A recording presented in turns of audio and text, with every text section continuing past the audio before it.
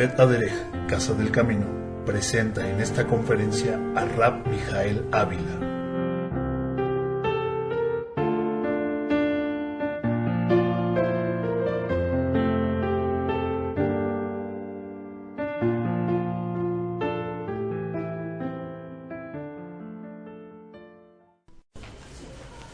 Baruch Hashem. 5764, la festividad de Hanukkah. ¿De dónde viene esta festividad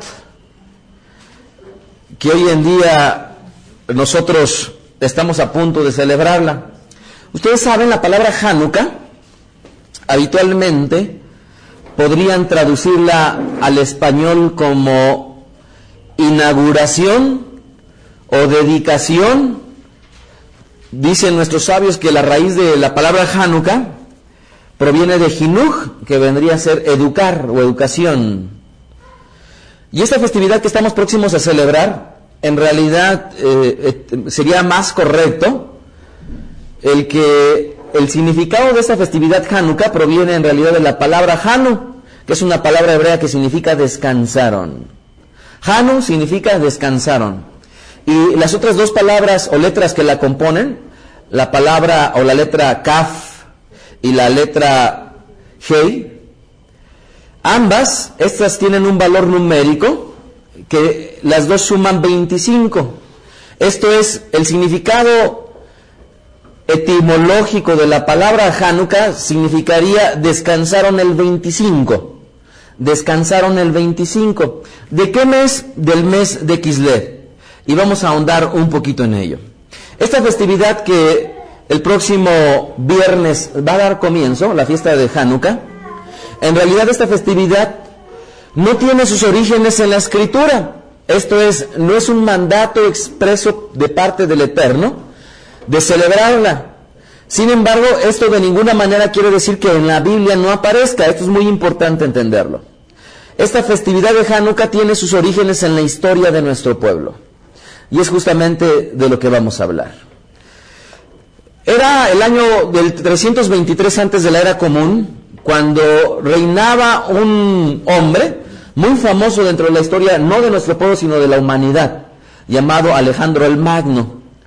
Me da sorpresa conocer que este hombre, Alejandro Magno, a pesar de que los libros dan fe de su historia, no nada más la historia habla acerca de él, sino también el Talmud. El Talmud hace muchas referencias de este varón llamado Alejandro Magno. Él tenía varios de sus principales generales macedonios.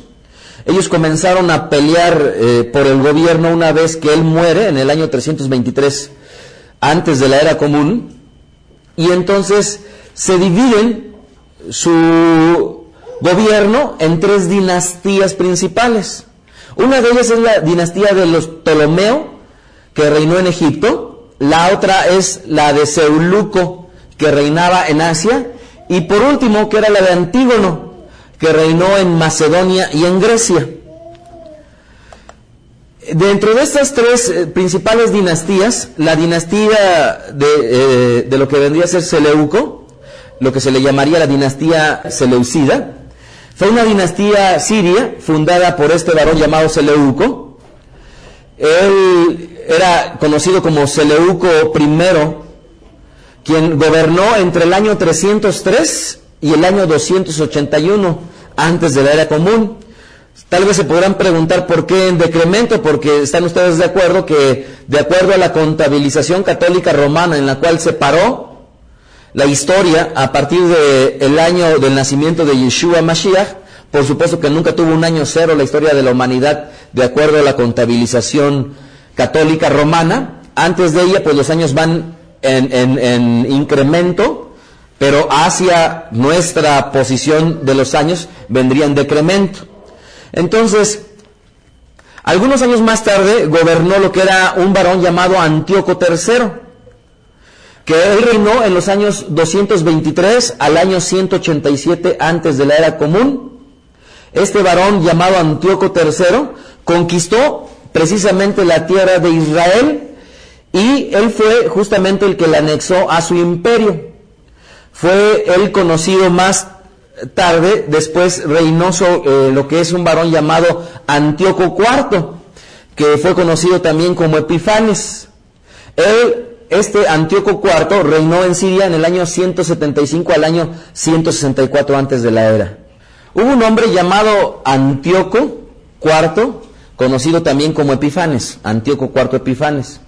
Este varón, Antíoco, reinó sobre Siria en el año 175 al año 164 antes de la era común. Y él tuvo dentro de su forma de gobierno precisamente la tierra de Israel que había conquistado previamente Antíoco III.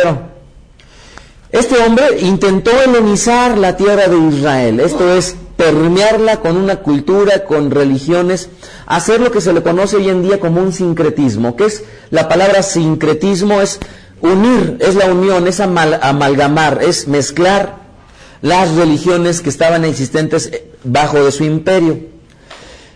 Este varón, conocido como Antíoco, él le agregó el título de Epifanes a su nombre, cuyo significado es Dios se hizo manifiesto. No nada más él pensaba que sobre sí estaba una importante labor, sino además él dentro de su locura se creía a sí mismo Dios. Él pensaba que era un regalo de Dios para los hombres. Entonces, este varón, que por supuesto se le considera dentro de la historia de nuestro pueblo como el loco Antíoco, él pretendió precisamente hacer que nuestro pueblo se helenizara. Los griegos siempre fueron una forma de gobierno sobre nuestro pueblo que de alguna u otra manera brindaron una civilización a todas las regiones que ellos gobernaron. Esto es, me estoy refiriendo a los griegos y en su momento a Alejandro el Magno. Ellos, todo lugar que conquistaban eran respetuosos. Sin embargo, cuando llegaron estos tiempos históricos, pues por supuesto ya las condiciones cambiaron. Trataron de que nuestro pueblo se quitara la religión prevaleciente. De ahí que fue una etapa en la cual nuestro pueblo difícilmente pudo ejercer una libertad religiosa. Ahora bien, por ahí del año 2 antes de la era común, me estoy refiriendo a la misma fecha, Judea entonces se encontraba bajo el dominio de estos reyes seleucidas. Y este varón Antíoco IV decidió hacer un cambio completo en la historia de nuestro pueblo. Ellos, como parte de lo que era la forma en las cuales pretendían gobernar a nuestro pueblo, instaron o propugnaron porque 5 cosas primordiales de nuestro pueblo cambiaran. Esto es, él no quería que el centro de adoración de nuestro pueblo, el pueblo hebreo, el pueblo de Israel, se centrara en lo que hasta ese momento había sido el vínculo entre ellos como pueblo y el Eterno. Él pretendió quitarles la relación con Hashem a partir de restringirles 5 aspectos básicos. Uno de ellos les era prohibido leer la Torah. Ya nuestro pueblo no podría tener el libro. ¿Se acuerdan ustedes que durante mucho tiempo nuestro pueblo ha sido conocido como el pueblo del libro? Y les iba a ser prohibido leer precisamente la Torah. Es en esa fecha cuando tiene su aparición lo que en la historia de nuestro pueblo se le conoce como los Haftarot o la Haftará. ¿Se acuerdan ustedes que semana a semana se lee una porción correspondiente a los profetas que refleja de alguna u otra manera un evento parecido a lo que vendría a anunciar, lo que vendrían a ser la Torah, los 5 primeros libros de Moshe, conocido también como el Humash? Entonces, dentro de esta forma en la cual este gobierno de Antíoco el Loco pretendió robarle a nuestro pueblo, él dijo, bueno, pues hay 5 aspectos básicos que distinguen a este pueblo, y uno de ellos es quitarles el estudio de la Torah. El segundo de ellos era quitarles que ellos ya no celebraran más el Shabbat. El tercero era que, dado que los griegos enfatizaban en que el hombre era perfecto, ¿se acuerdan ustedes que los griegos como tal se enorgullecían de sus aptitudes físicas? ¿Se acuerdan ustedes? Ellos eran los que pusieron las Olimpiadas, estimulaban a que la gente siguiera en el arte, Ellos estaban de acuerdo con que el centro del universo era el hombre. Sin embargo, ustedes saben que en nuestro pueblo el centro del universo siempre ha sido el Eterno. De ahí que no nada más ellos querían quitarles el estudio de la Torah y también el Shabbat, sino además ellos pretendían quitarles el Brit Milá. Muchas de las competencias en su momento de las Olimpiadas requerían que los hombres combatieran precisamente desnudos. De ahí que cuando un Yehudi estaba en una pista para correr, era evidente que era diferente a los demás porque él tenía precisamente lo que se le conoce como la circuncisión, en el hebreo Brit Milá. Ahora, otro aspecto que ellos veían importante en nuestro pueblo era que nuestro pueblo se caracterizaba porque tenía familias unidas, familias que vivían en santidad. De ahí que ellos, antes de que una boda la permitieran ellos que se realizara, la joven virgen tenía que cohabitar, tenía que tener relaciones sexuales con el jefe, el encargado, el capitán, el general que estuviera presente. Con ello, ellos lo que pretendían era, lejos de darle una santidad al matrimonio, pues ellos querían precisamente manchar esa santidad que el Eterno les había dado. Y por último, ellos estaban pretendiendo que nuestro pueblo ya no guardara, que ya no siguiera las lunas nuevas, las que son las que dan origen precisamente a lo que vendrían a ser el conocimiento de los tiempos de nuestro pueblo. Ustedes saben que en el calendario de nuestro pueblo tenemos un calendario solar lunar. Y los inicios de los meses, ustedes saben que se rigen en gran medida en Israel, precisamente por las lunas nuevas. De ahí que ellos, al momento en que pretendían ellos quitarles las lunas nuevas a nuestro pueblo, pues imagínense, con ellos se vendrían abajo las fiestas, se vendría abajo el Shabbat, se vendrían abajo muchísimas cosas. Todo ello, estos 5 puntos que resaltaron, provocaron que se levantara una rebelión en nuestro pueblo. Y antes de hablar de esta rebelión, siempre yo he hecho una reflexión al respecto de estos 5 puntos.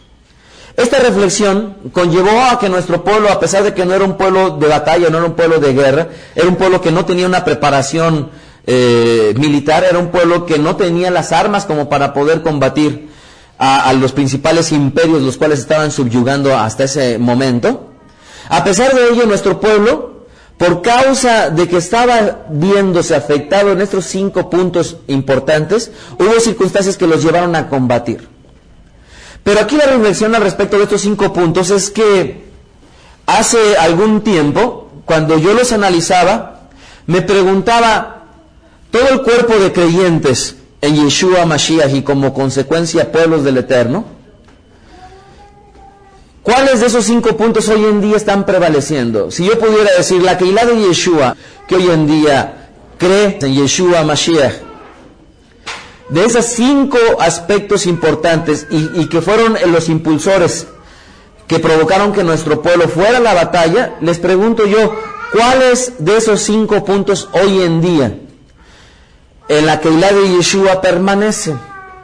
Si nosotros englobáramos a todas aquellas religiones, denominaciones o corrientes religiosas que creen en la Biblia, yo me preguntaría, si hoy en día saliéramos a la calle y nos encontráramos con una persona, le preguntáramos, ¿tú estarías dispuesto a dar tu vida por esos 5 puntos? Y si fuéramos más allá, le preguntaríamos, de esos 5 puntos hoy en día, ¿cuántos tienes? ¿O cuántos usas? ¿O cuántos predicas? ¿O cuántos en tu congregación se tienen? Y si pudiéramos decir, bueno, el estudio de la Torah, empecemos por el primero. Ustedes saben que durante mucho tiempo hubo una época en la cual se le llamó el oscurantismo, ¿se acuerdan ustedes? En la cual el dominio papal le prohibió que se leyera la Biblia, ¿se acuerdan ustedes? Y durante mucho tiempo ni a unos sacerdotes les era permitido leer la Biblia, hasta que hubo un hombre conocido como Martín Lutero. Este varón llamado Martín Lutero, que fue un hombre que fue despertado precisamente a restaurar esa herencia, a restaurar la Biblia para que se hiciera llegar hasta la gente.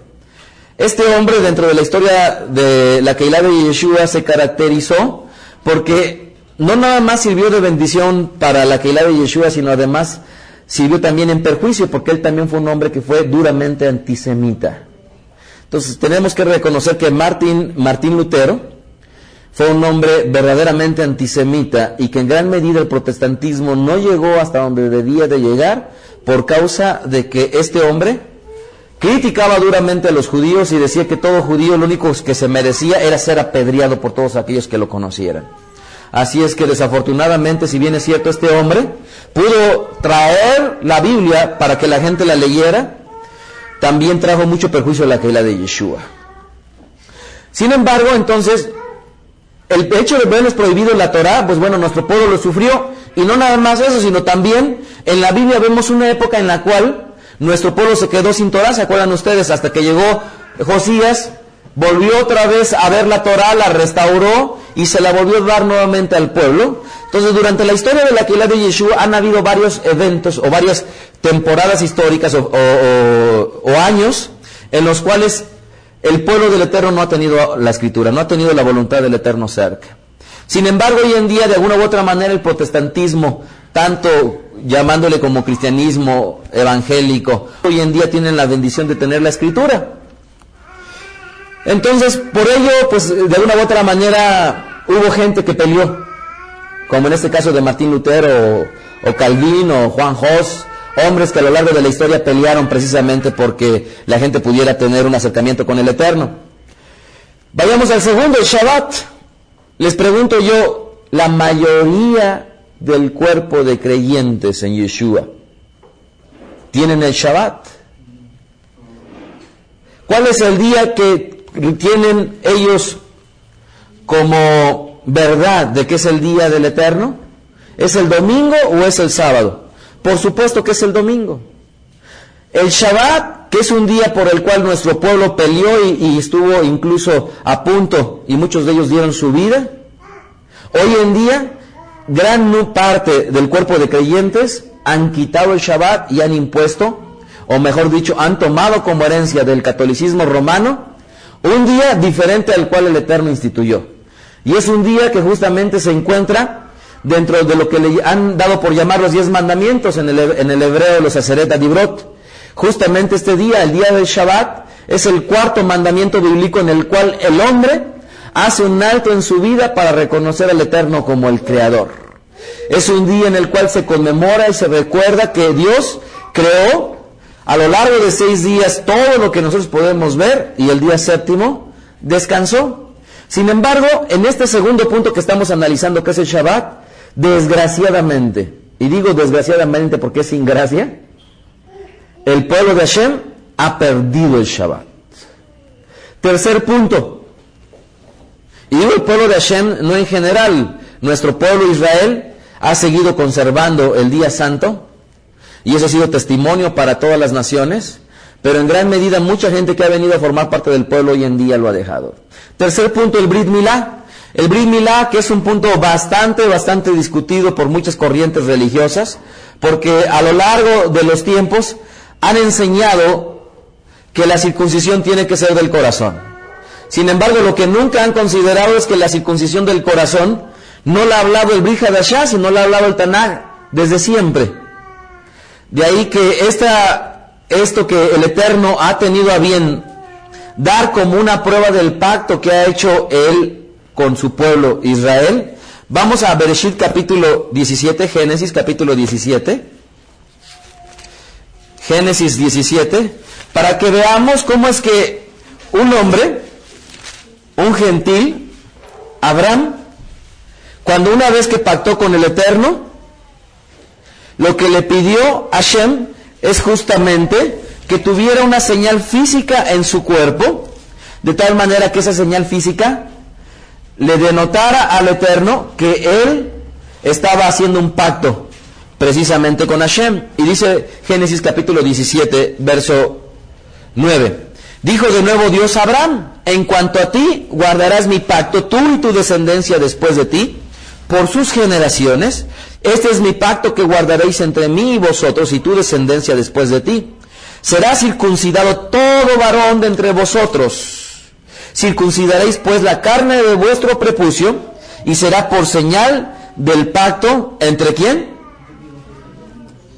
Entre el Eterno y su pueblo. Como ustedes podrán ver, este pacto de circuncisión el Eterno había dado precisamente para que todos aquellos que vendrían a formar parte del pueblo del Eterno cumplieran con ese compromiso. Aquí lo que resta por aclarar es que de ninguna manera ese compromiso de Brit Milá lo que iba a provocar en el hombre es una salvación, de ninguna manera. Tal y cual existió el concilio en Jerusalén, que lo narra Hechos capítulo 15, en el cual los apóstoles de ninguna manera tratan por obligación y por imposición obligar a que el hombre se circuncide, sino que concluyen con este concilio diciendo: porque a Moshe tienen, el cual es leído en Shabbat cuando ellos asisten a la sinagoga. ¿Se acuerdan ustedes? De ahí que el Brit Milá nunca ha sido un compromiso o una señal física que dé como consecuencia una salvación de ninguna manera, sino es una señal. En el hebreo se le conoce como oath, y les recomiendo muchísimo que asistan, o que acudan, mejor dicho, a la página en internet. En la sección de estudios hay precisamente un estudio que se titula Circuncisión y Brit Milá, en el cual trato a detalle el significado de lo que vendría a ser precisamente el Brit Milá. Quiero leerles Jeremías capítulo 4, verso 3. Jeremías 4:3. Y dice la Biblia: circuncidaos al Eterno y quitad el prepucio de vuestro corazón, varones de Judá y moradores de Jerusalén.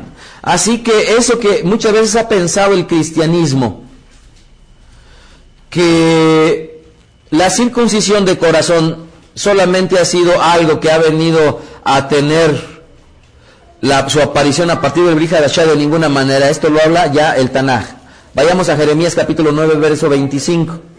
Y miren lo que dice: he aquí vienen días, dice el Eterno, en que castigaré a todo circuncidado y a todo incircunciso, y a Egipto y a Judá y a Edom y a todos los hijos de Amón y de Moab, y a todos los arrinconados en el postrer rincón, los que moran en el desierto, porque todas las naciones son incircuncisas y toda la casa de Israel es incircuncisa. ¿De qué? De corazón.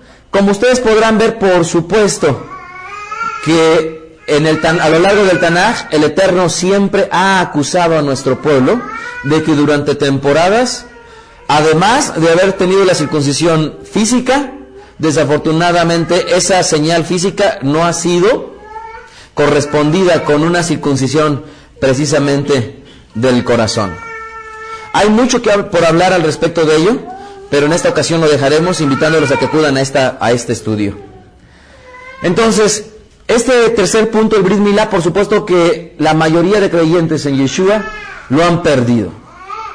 Cuarto punto, la santidad del matrimonio. De alguna u otra manera, el cuerpo de creyentes en Yeshua Mashiach pues ha tenido a bien bregar por una santidad en el matrimonio, y pudiéramos decir, bueno, la gran mayoría de creyentes en Yeshua sí creen una santidad en el matrimonio, y pudiéramos darle a este cuarto punto una palomita.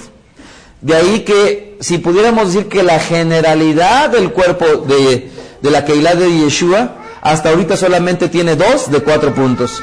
Y por último, la luna nueva, que es algo que nuestro pueblo siempre ha enfatizado, el Rosh Chodesh, la luna nueva, en el cual nuestro pueblo, a través de ella, ha previsto los tiempos en los cuales el Eterno ha tenido a bien delegar a su pueblo, para que a partir de ellos se sirva, para que las fiestas, las conmemoraciones de nuestro pueblo se sigan llevando a cabo.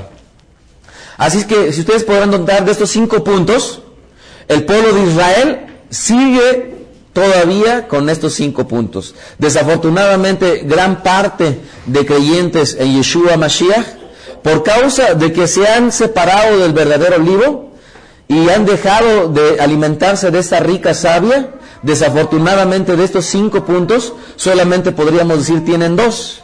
Y aquellos que, como nosotros, hemos regresado al camino, y el Eterno ha tenido misericordia, no por ser más inteligentes, sino porque ha sido por su misericordia que nos ha traído este camino, el Eterno nos ha venido restaurando, y podemos nosotros ahora gozar con esa rica herencia de la que en su momento nuestro pueblo se enorgulleció, y no solamente eso, sino también batalló y puso de sí hasta el punto de dar su misma vida por defenderlo. Entonces, esta festividad que se le ha dado a conocer como de inauguración o la fiesta de la dedicación, sí aparece en algunas Biblias que tienen libros que se le conocen como deuterocanónicos, que vendrían a ser libros que también se les ha dado llamar como apócrifos, esto es, libros que no están dentro del canon de lo que es el Tanaj. Recordemos que el canon del Tanaj, o de lo que le han dado por llamar el Antiguo Testamento, no ha sido un canon impuesto por la Iglesia Católica Romana, ni por las corrientes evangélicas protestantes, sino el canon del Tanaj ha sido impuesto por nuestro pueblo Israel. De ahí que muchas de las Biblias que tienen libros deuterocanónicos o apócrifos, como el libro de Macabeos, precisamente es ahí donde narra parte de la historia de esta festividad. Ustedes la podrán encontrar si ustedes tienen acceso a alguna Biblia católica que tiene estos libros. Pueden tomar nota de Primera de Macabeos, capítulo 4, versículos 53 al 54. Primera de Macabeos 4, 53 al 54. Y Segunda de Macabeos, capítulo 10, verso 5. Por eso es que esta historia no la registra la Biblia, y precisamente es una historia que se encuentra dentro de lo que sería el lapso en lo cual existió o se compiló el Tanaj y posteriormente el Brit Hadashah. Sin embargo, nos encontramos nosotros con que en el Brit Hadashah, en el pacto renovado, o lo que le han dado por llamar Nuevo Testamento, sí aparece. Vayamos al libro de Yohanan, capítulo 10, verso 22. Y nos vamos a encontrar cómo es que nuestro amado Yeshua Mashiach se encuentra precisamente en Jerusalén cuando esta festividad se iba a realizar. Yohanan, capítulo 10, verso 22 al 23.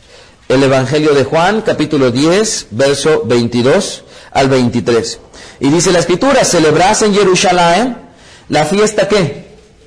De la dedicación. Y era invierno. Y Yeshua andaba en el templo por el pórtico ¿de qué? De Salomón.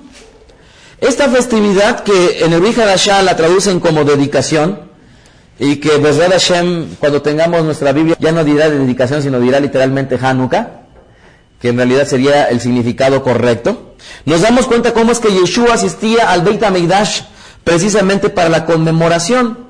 ¿Por qué dedicación? Porque a lo largo de la historia de estos eventos dentro de la historia de nuestro pueblo, se centra precisamente en que nuestro pueblo, una vez que luchó en contra precisamente del ejército de Antíoco, pudo recuperar precisamente el Beit HaMikdash, el Santo Templo.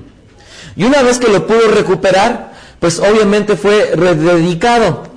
Los utensilios y todo lo que estaba dentro del Beit HaMikdash y que había sido profanado por el malvado Antíoco, que llegó al punto de ofrecer un cerdo dentro del Beit HaMikdash, profanarlo, nuestro pueblo tuvo bien recuperarlo. Ustedes saben que dentro de la historia de nuestro pueblo, y según lo narra la Escritura, dentro de lo que es el Beit HaMikdash existía lo que se le conoce como una menorá. En el plural se le conoce como menorot, ¿verdad?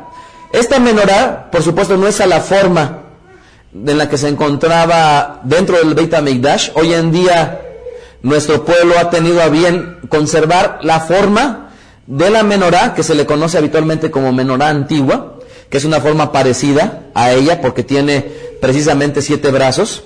Estos 7 brazos, que era este candelabro de oro que se encontraba dentro del Santo Templo, fue precisamente que en esta festividad de la dedicación tuvieron aceite para encender la menorá durante un día. Sin embargo, el aceite que era para encender un día, ocurrió un milagro con él, porque lo encendió o se utilizó para encender la menorá a lo largo precisamente de 8 días que dura esta festividad que hoy en día conmemoramos.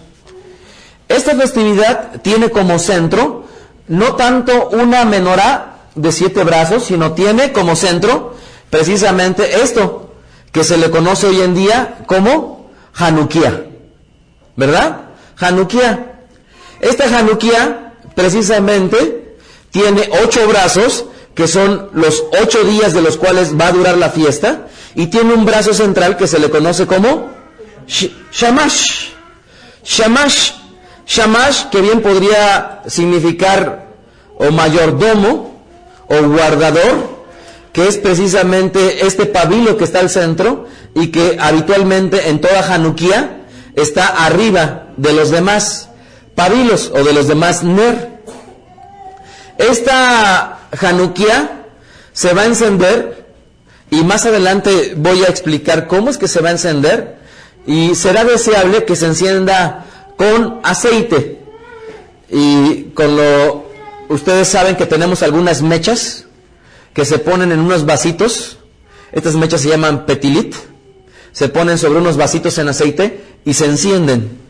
Entonces, por eso es que la gente que nos está viendo, esta festividad de Hanukkah precisamente tiene en su centro no un candelabro de 7 brazos como lo acabo de enseñar, sino tiene en su centro este candelabro de 9 brazos, que en realidad son 8 los brazos, de los cuales va a ser ilustrativos de los 8 días que durará esta festividad de Hanukkah. Bien, por cuanto no es un mandato exprofeso de parte del Eterno el conmemorar esta festividad, sin embargo, sí es un evento histórico que es importante reconocer. ¿Qué sucedió después de que nuestro pueblo le fue impedido llevar a cabo todo esto que acabo de enunciar, estos 5 puntos? Pues bueno, empezaron a existir varias revueltas. Y precisamente hubo un pueblo que se le conoce con el nombre de Modim. En este pueblo vivía un sacerdote llamado Matatías. Él tenía 5 hijos: Yohanan, Shimón, Judá, Eleazar y Jonatán. Nuevamente, este Cohen, sacerdote llamado Matatías, tenía 5 hijos, uno de ellos llamado Yohanan, otro Shimón, Judá, Eleazar y Jonatán. Y su familia era conocido con el nombre de los Hashmonaim, o en el español Hasmoneos. Se piensa que esta palabra Hashmonaim o Hashmoneos precisamente vienen de lo que vendría a ser las primeras letras de estos impedimentos que tuvo nuestro pueblo. ¿Se acuerdan ustedes que yo les dije que Antíoco les había prohibido leer la Torah o el Humash? Entonces empezaría con Hu, después Shabbat con la letra SH, después el Brit Milá, es la circuncisión, que comenzaría con M de Mo, y después Nashim, que vendrían a denotar las novias, que sería la letra NA, y por último la letra I de Yareach, que vendría a denotar la luna nueva. Por eso es que en apariencia lo que vendrían a ser cada una de las primeras letras de estas prohibiciones, desde ahí donde proviene la palabra Hashmonaim o Hashmoneos, que es así como se le conoció a esa familia, que es por medio de la cual inició la revuelta.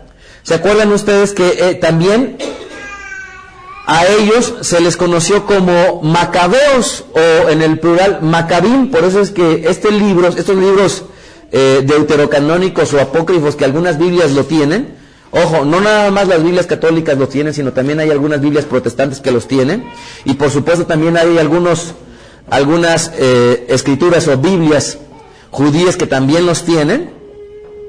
Por eso es que se llaman Primera y Segunda de Macabeos. Entonces, esta familia, encabezada por este Cohen, una vez que vio que iba a ser profanado el templo, y uno de los judíos helenistas se sirve y se presta precisamente para profanar a nuestro pueblo por medio de hacer un sacrificio del cerdo, Matitiahu, este Cohen, lleno de furia, lo tomó y lo mató, y no nada más eso, sino que destruyó el altar pagano en donde este judío helenista iba a ofrecer en sacrificio a este cerdo. Después es ahí como comienza la revolución de estos llamados Macabeos, y juntamente con sus 5 hijos huyeron a las montañas, y fue ahí donde poco a poco empezaron a unirse otros judíos, de tal manera que ellos lo que pretendían era salvaguardar la rica herencia que nuestro pueblo le había dado a Israel. Esta rebelión, iniciada por esta familia, se extendió y no pudo ser sofocada por el ejército de Antíoco Epifanes. Él mandó a numerosos brigadas o ejércitos para que los aplacaran, sin embargo no pudieron hacerlo. Y se llegó del año 165 antes de la era común, cuando los macabeos o los Hashmonaim pudieron lograr que la guarnición del ejército de Antíoco fuera expulsado de Jerusalén. En el año 165 antes de la era común se recupera el Santo Templo, el Beit HaMikdash, y es derribada una estatua de este hombre llamado Antíoco, mejor conocido como Antíoco el Loco.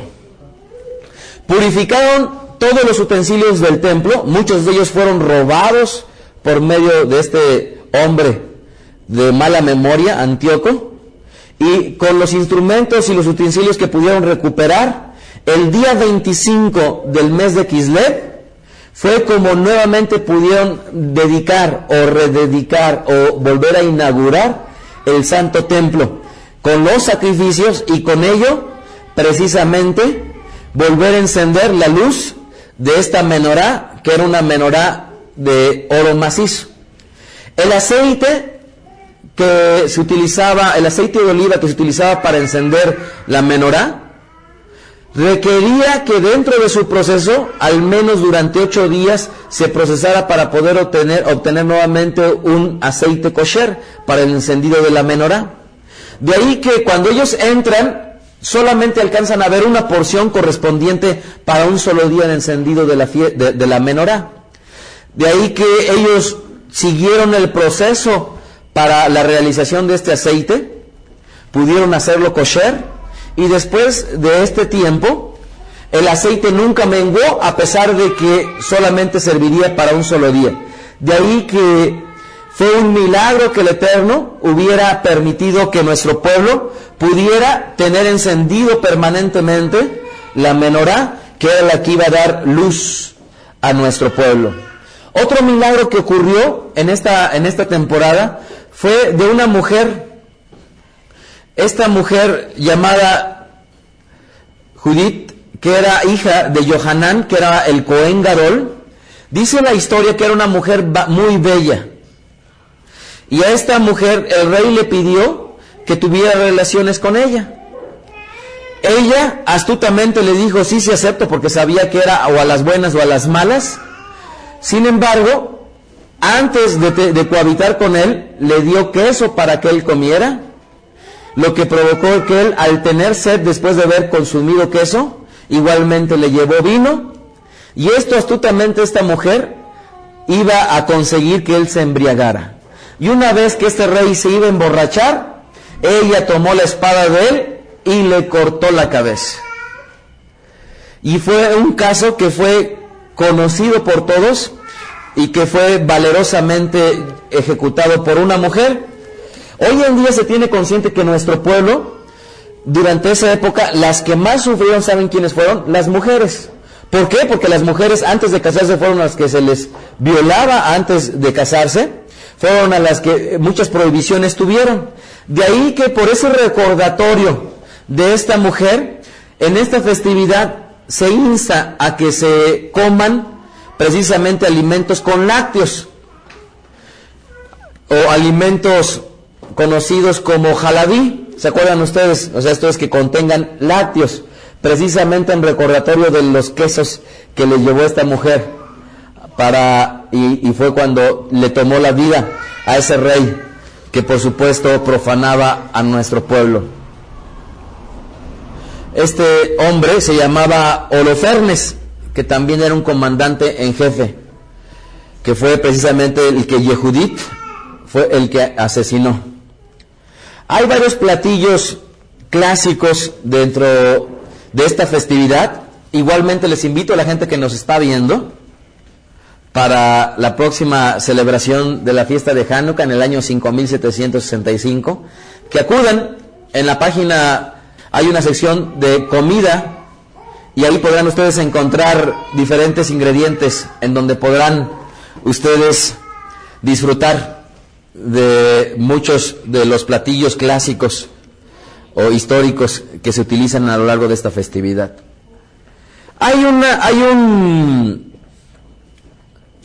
un juego, una pieza que nuestro pueblo utilizó precisamente para distraer a todos aquellos soldados de Antíoco Epifanes, que cuando venían y ellos estaban pensando que estaban estudiando la Torá, ellos inmediatamente guardaban los libros y se ponían a jugar con esto, una perinola, que se le conoce también como sebibón. ¿Cuál es otro nombre que se le conoce? Dreidel. Esta perinola que se le conoce como sebibón o dreidel, que a diferencia de las perinolas que hoy en día se encuentran y que ustedes la pueden conseguir, esta perinola solamente tiene 4 lados, y cada uno de estos lados tiene una letra hebrea. Una de ellas es Shin, la otra es Hei, la otra es Gimel y la otra es Nun. Cada una de estas letras en realidad forman una frase en hebreo que es Nes Gadol Hayasham, que significa un gran milagro ocurrió allí. Sin embargo, de estas perinolas o sebibón o dreidel, si ustedes las compraran en Israel, una de esas letras no las tendría. Esto es, la letra Shin en alguna sebibón, sobre todo cuando se adquieren en Israel, no estaría.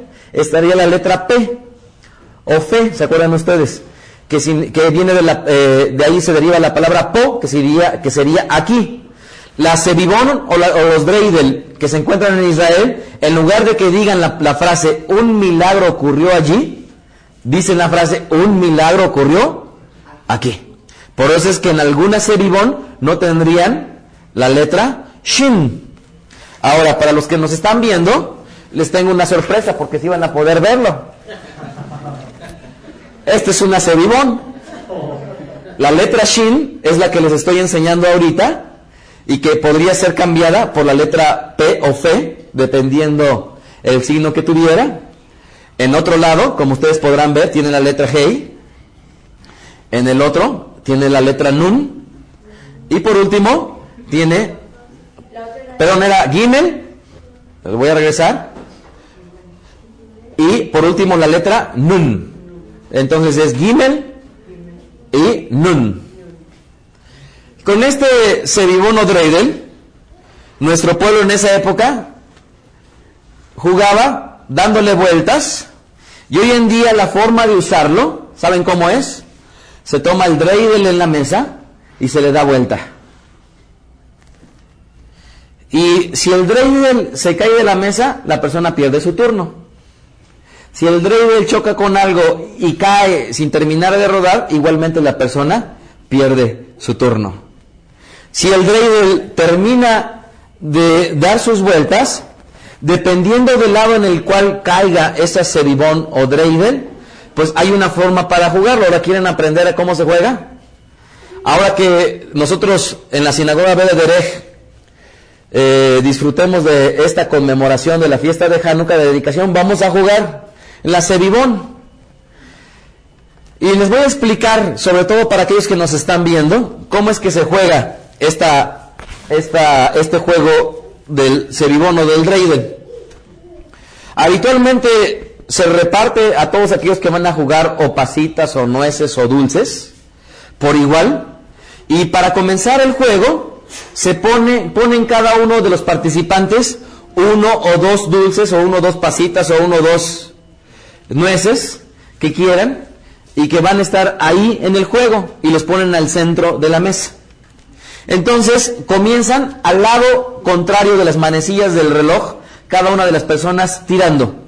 Se tira el dreidel y dependiendo la cara hacia arriba en la cual caiga, si primeramente aparece la letra Nun, que en este caso es esta, para los que nos están viendo es esta la letra Nun.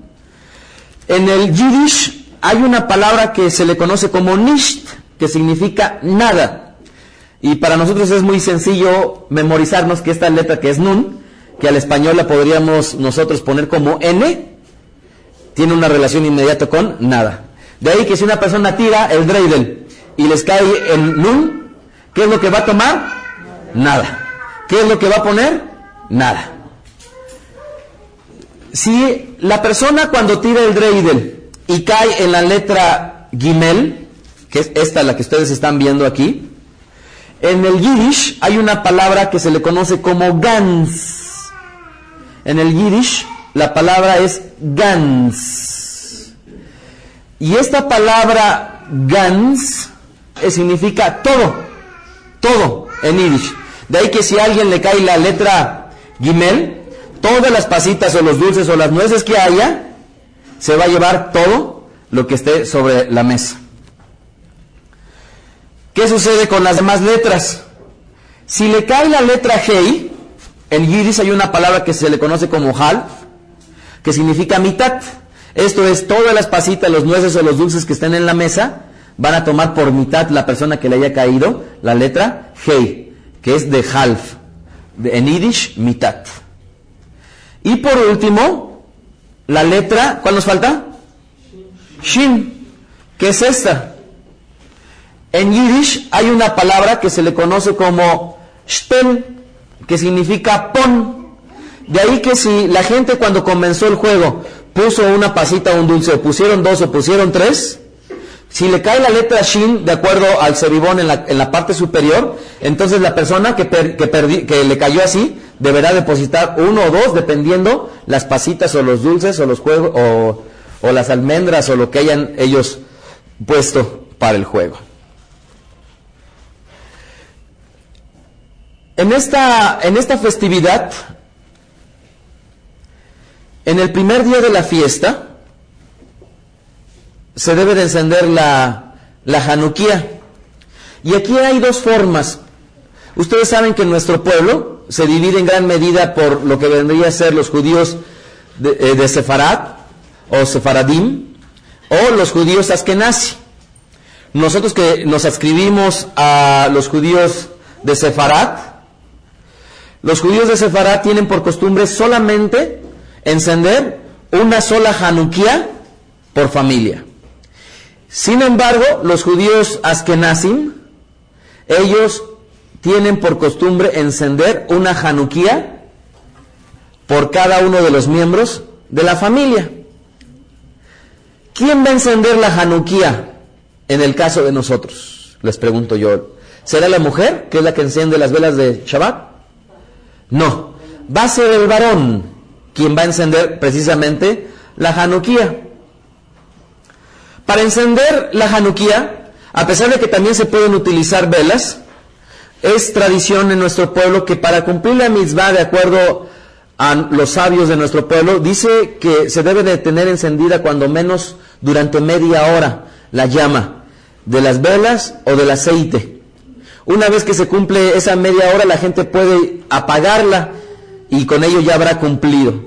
¿Qué sucedería si se ha encendido, si se ha apagado la vela? Pues bueno, previo a que se encienda cualquier vela, tiene que existir una verajot, una bendición. Sin embargo, si cualquiera de los pabilos, de las velas o de los petilit que se encienden, se apagó después de encender, de haber dicho una veraja, una bendición, ya no se dice la veraja, sino solamente se enciende. Dicen nuestros sabios que lo correcto es no encenderla por debajo de 30 centímetros y se enciende entre los 30 centímetros y 1 metro. ¿Y dónde se pone la Hanukkah? Precisamente se va a poner a la puerta de nuestra casa que da hacia la calle. ¿Ustedes en qué lado creen que se ponga de la puerta? ¿Del lado derecho o del lado izquierdo? Del lado izquierdo. La razón es que del lado derecho, en toda casa de Yehudi, de un Yehudi como nosotros, de gente del pueblo del Eterno, ¿qué es lo que tenemos en la entrada de nuestra casa del lado derecho? Una mezuzá.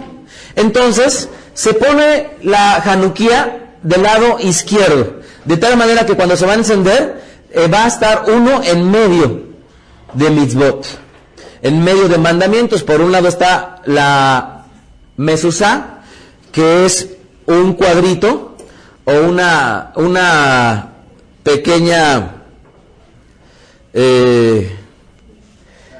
caja en la cual contiene una porción de la escritura, y que todo hijo del Eterno cuando entra, de acuerdo al mandato escritural, lo toca, y que es un recordatorio constante de los mandamientos de Hashem. Entonces, del lado izquierdo se va a poner la Hanukkah. y cada uno de los brazos va a ser encendido, uno en el primer día, otro en el segundo día, y así consecutivamente. ¿Cuál es la tradición y la forma de encender estos brazos de esta Hanukkah? Una vez que se pone del lado izquierdo, para los que nos están viendo, imaginémonos que yo viéndolo de frente, mi izquierda está de este lado, de tal manera que del lado derecho yo debería de tener mi mezuzá. Vamos a encender la vela que está hacia adentro de nuestro hogar el primer día, y después encenderemos el shamash. Al segundo día encenderemos la vela que está inmediata, después la que queda más al fondo de la casa, y por último el shamash.